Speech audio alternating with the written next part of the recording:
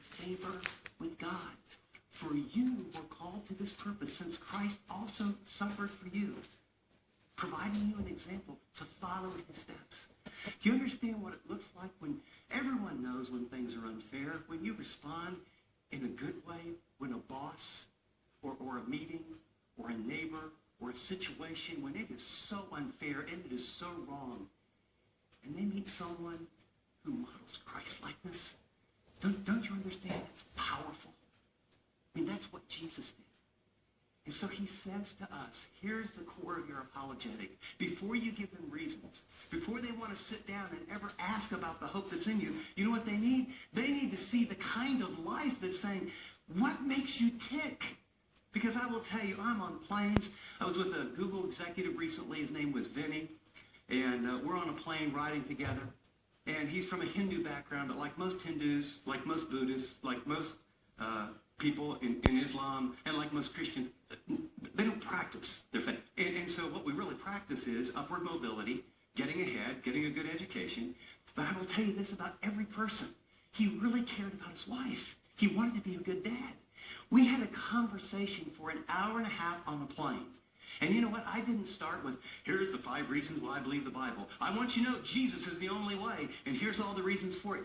He didn't want to hear any of that. He actually said to me, you know, this sounds kind of crazy because, I mean, he was super well educated. He was super bright. He goes, I don't really get, like, Christianity, Islam. I don't even know the basic story. Could you tell it to me? And I did. Then pretty soon I started talking about 40 years of marriage. I started talking about, you know, some struggles, big struggles that I had with some of my kids, and how God worked and what the principles were and what I believed and why.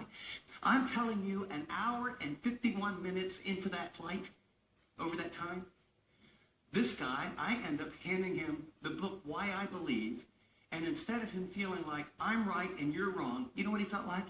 He felt like someone put his arm around him, and we were sitting on this side of the table, and truth is on that side of the table, and there's a loving God that has truth that wants to help him be a good dad, that wants him to have a great marriage, that wants to help him invest in his kids, and that there is truth that's sustainable and verifiable.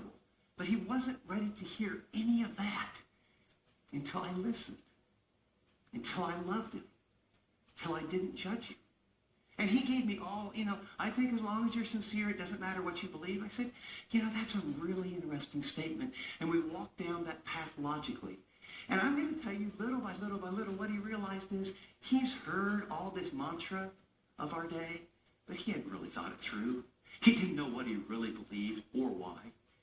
And he the same human needs that everyone has, that's where we begin.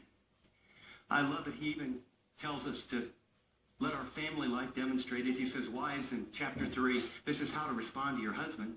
And then, hey, husbands, this is how you respond to your wife. And this is so radical. I mean, a woman was just a piece of property to be used and abused.